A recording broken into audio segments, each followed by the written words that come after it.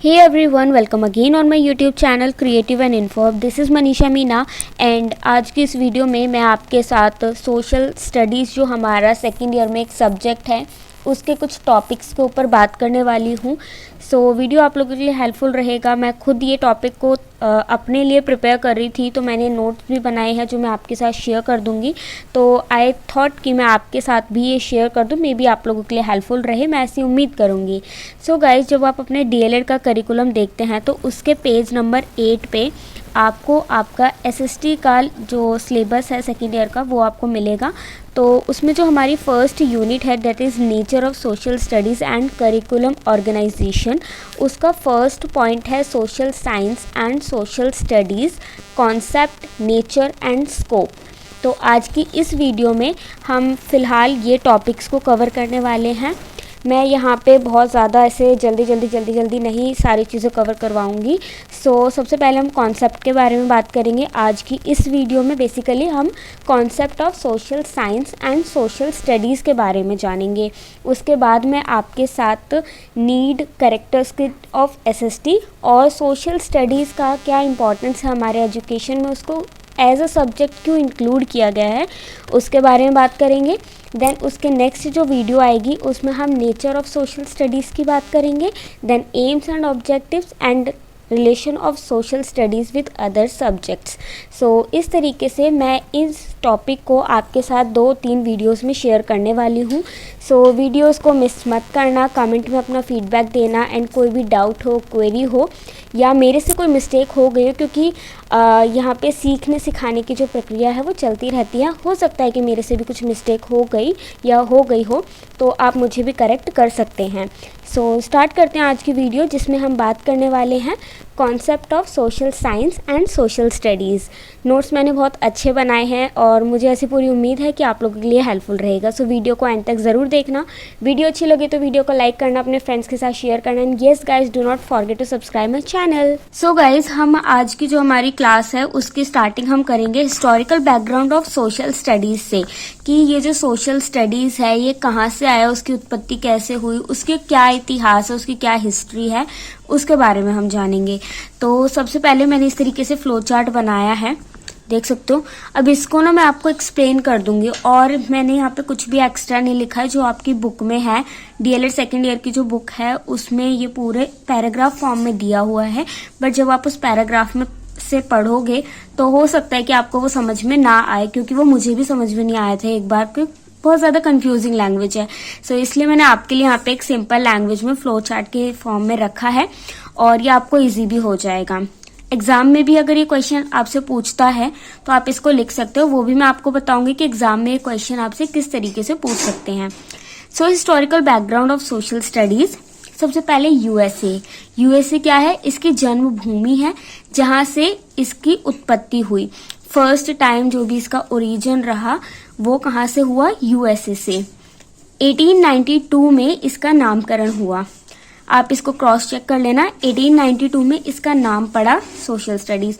पहले इसमें कौन कौन से सब्जेक्ट्स इंक्लूड थे? हिस्ट्री, इकोनॉमिक्स और नीति शास्त्र।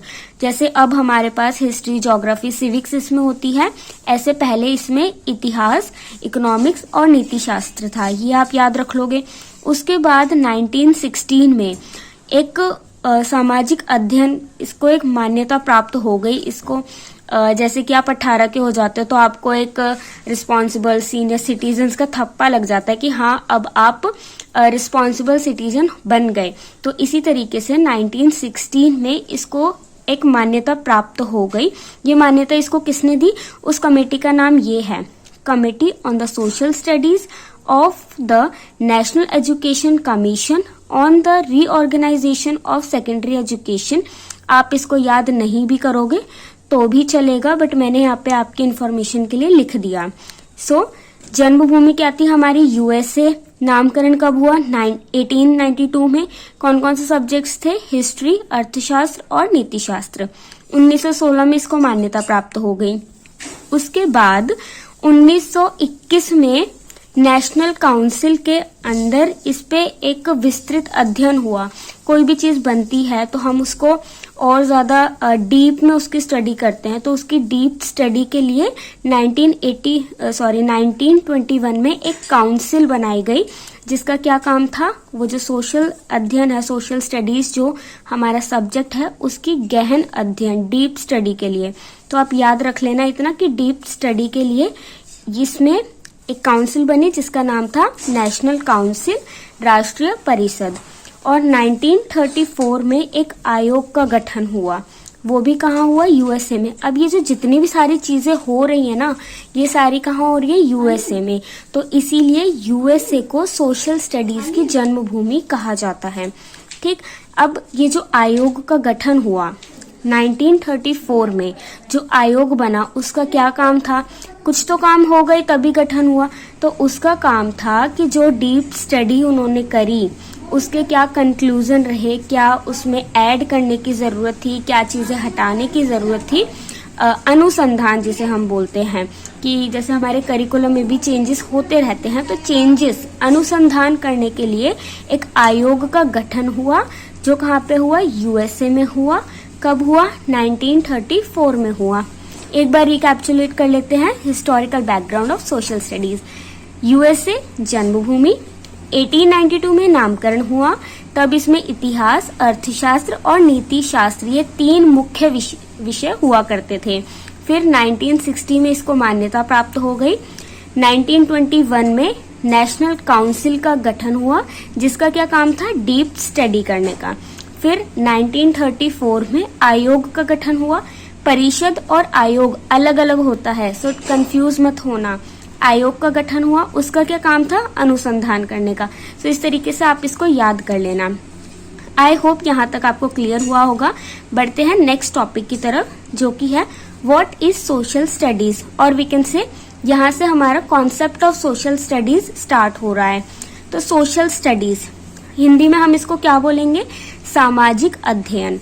जब ना हम छोटे थे ना, तो हमारी टीचर बोलती थी कि इंग्लिश में जो कोई ऐसा बड़ा सा खतरनाक सा वर्ड होता था ना, जिसको हम रीड नहीं कर पाते थे, तो हमारी मैम बोलती थी कि उसको ना टुकड़ियों में तोड़ लिया करो, तो उसको तोड़ तोड़ के पढ़ा करो।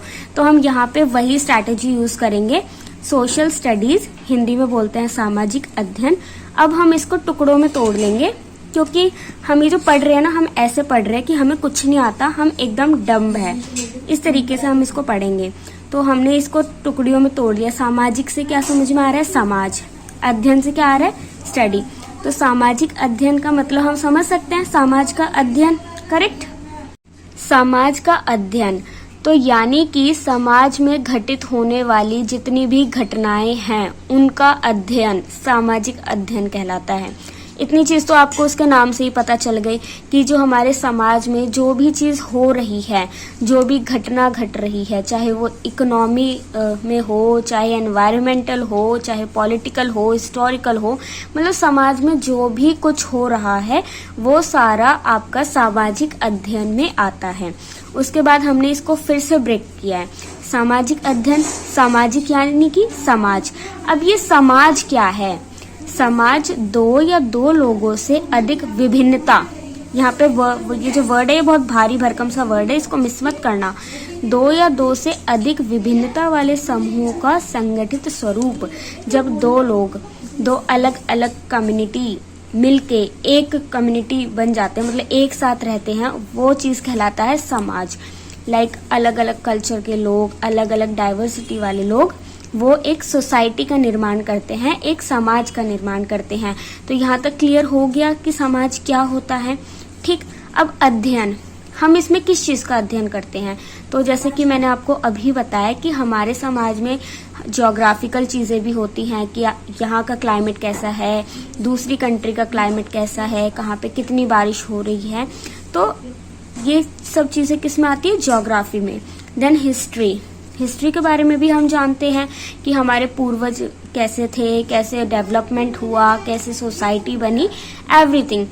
ठीक, उसके बाद पॉलिटी भी हम पढ़ते हैं, इकोनॉमी भी हम पढ़ते हैं, होम साइंस भी हम पढ़ते हैं। अब यहाँ पे आपको ये बिल्कुल भूल जाना है कि आप डीएलएड सेकेंड ईयर की ट्रेनिंग हो।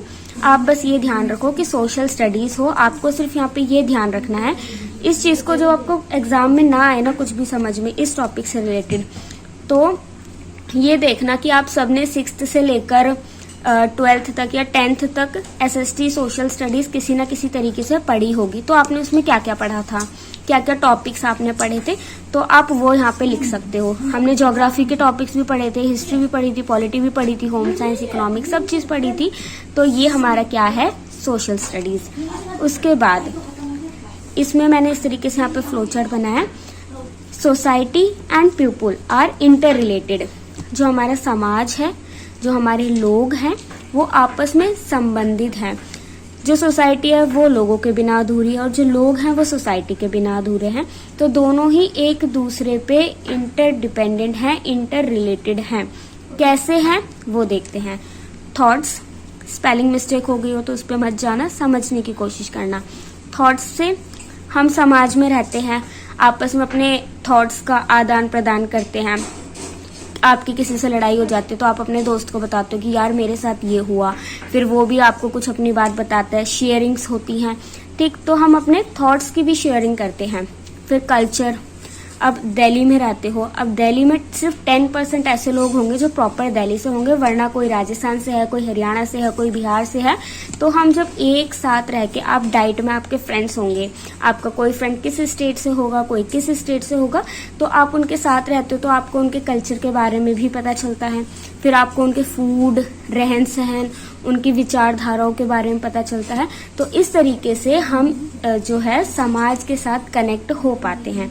अब यहाँ पे एक नोट करने वाली पॉइंट है कि everything that happens in world wide related to society and human comes under social studies.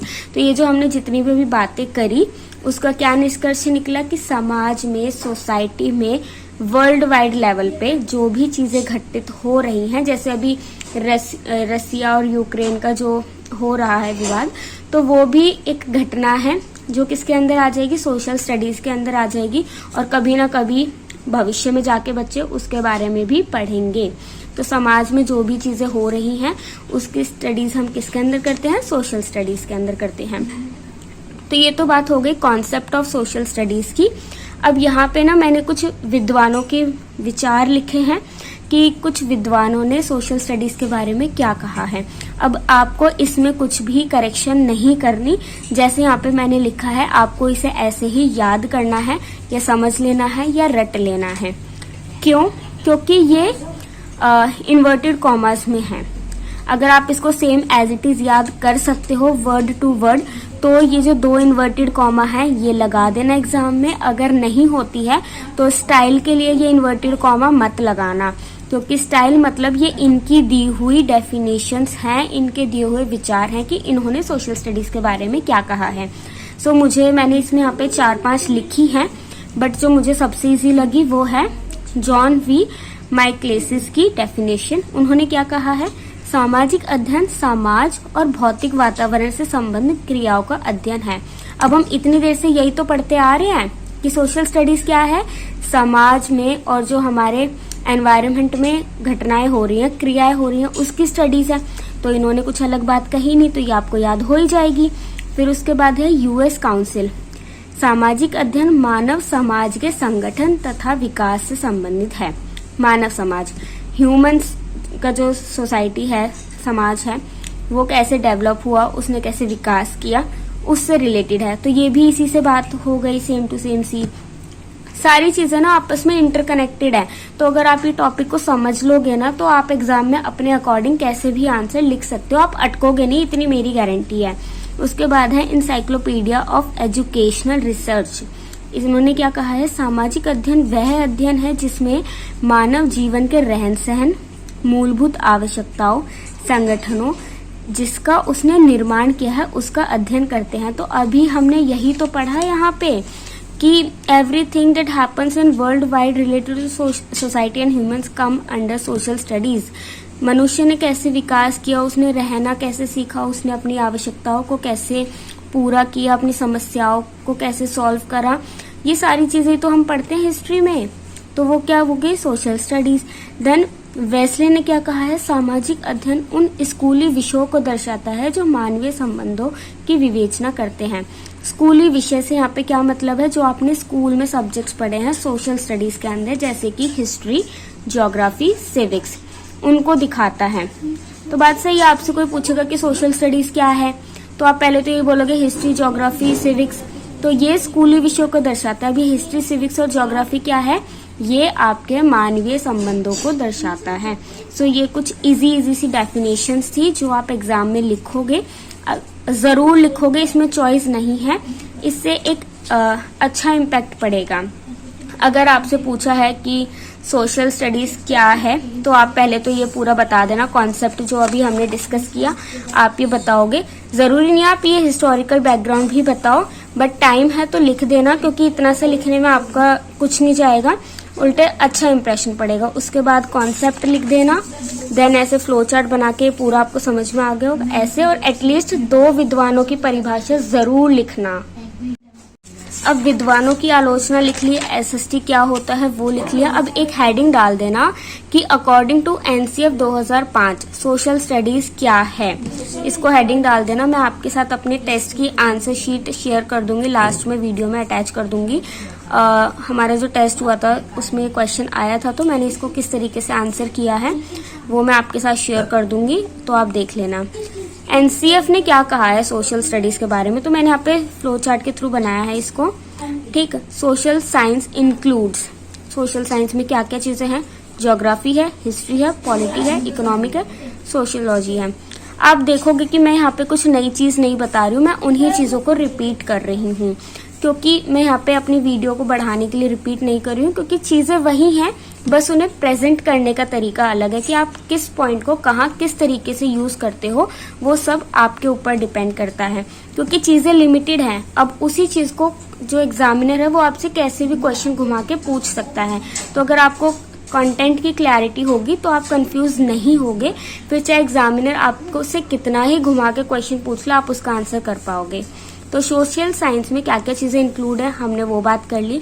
तो एनसीएफ 2005 में सिंपली 2 चीजें लिखी हैं कि सोशल स्टडीज जो है वो as a compulsory subject elementary level तक पढ़ाया जाएगा। एलिमेंट्री लेवल यानी कि 1st से लेकर 8th तक एक कंपलसरी सब्जेक्ट के रूप में पढ़ाया जाएगा कि इतना तो पढ़ना ही है, ताकि जो बच्चा है उसको उसके हिस्टोरिकल बैकग्राउंड के बारे में पता चल जाए कि उसके इंडिया की हिस्ट्री क्या रही, कब क्या कैसे डेवलप हुआ उसके बारे में पता चल जाए, उसको थोड़ी सी ज्योग्राफिकल नॉलेज हो जाए, उसको इकोनॉमिक नॉलेज हो जाए, उसको थोड़ी सी पॉलिटी, डेमोक्रेसी, ये जो इम्पोर्टेंट भारी शब्द हैं उनके बारे में पता चल जाए।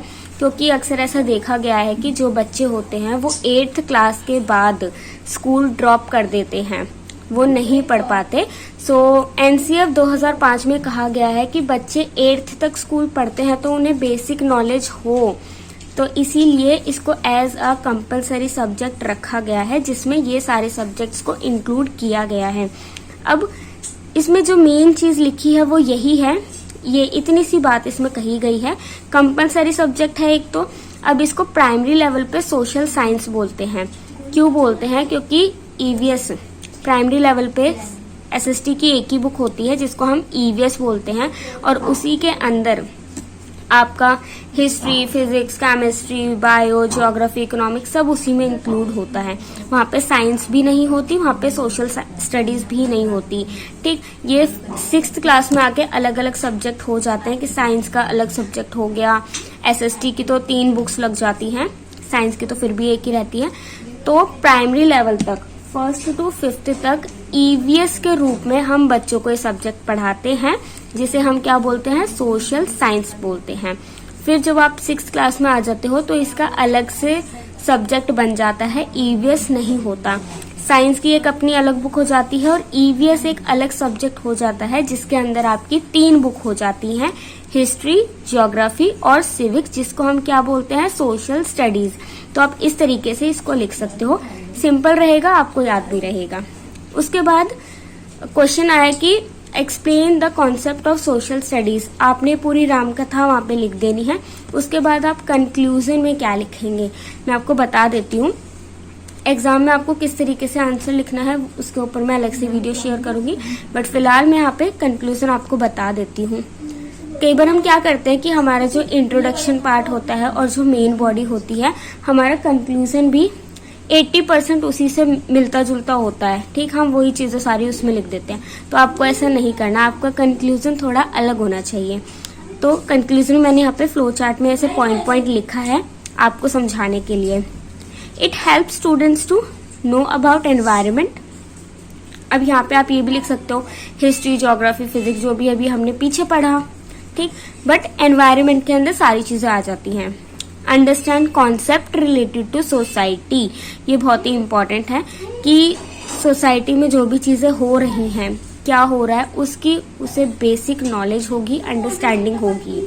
उसके बाद जो आपका एसएसटी है उसमें जैसे कि मैंने बताया कि 8th क्लास के बाद बच्चे ड्रॉप आउट कर देते हैं, तो तब तक उन्हें एक बेसिक नॉलेज हो जाती है सभी चीज़ों की, डेमोक्रेसी की, वोट की, कि हम वोट क्यों देते हैं, हमारे क्या राइट्स होते हैं और हमारे राइट्स को हम कैसे सेव कर सकते हैं, सारी चीज़ों की उसे नॉलेज हो जाती है। तो उससे क्या होता है, वो एक रिस्पॉन्सिबल सिटीजन बन जाता है अपनी कंट्री का। तो आप ये इस तरीके से कुछ पॉइंट्स अपने कंक्लूजन में ऐड कर सकते हैं जो कि आपके टॉपिक को और अच्छे से आपको याद भी होगा, समझ भी आएगा और एग्जामिनर पे एक अच्छा इम्प्रेशन भी डालेगा। सो आज के इस वीडियो में हमने कौन कौन से टॉपिक्स कवर किए एक बार देख लेते हैं। सबसे पहले हमने कवर किया है historical background of social studies. Then हमने कवर किया है व्हाट इज सोशल स्टडीज और we can say concept of social studies, जिसमें हमने सामाजिक अध्ययन क्या होता है, समाज क्या होता है, किस किस चीज़ की हम स्टडी करते हैं, उसके बारे में हमने जाना। देन हमने 2 विद्वानों की आलोचना के बारे में जाना। सबसे पहले थी जॉन वी माइकलेसिस की, then US council encyclopedia of educational research and Wesley की परिभाषा, उन्होंने क्या विचार दिए हैं उसके बारे में जाना।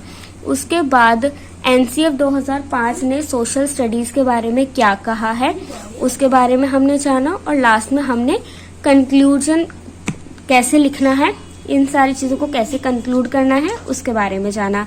सो आई होप गाइज आज की वीडियो आप लोग के लिए हेल्पफुल रही होगी। कमेंट करके ज़रूर बताना, क्योंकि अगर आप कमेंट करोगे आपके लिए हेल्पफुल रहेगी तो ही मैं नेक्स्ट वीडियोस इस तरीके की टॉपिक बाय टॉपिक आपके साथ शेयर करूंगी। सो मिलते हैं नेक्स्ट वीडियो में, तब तक के लिए stay tune, stay healthy. Thank you guys.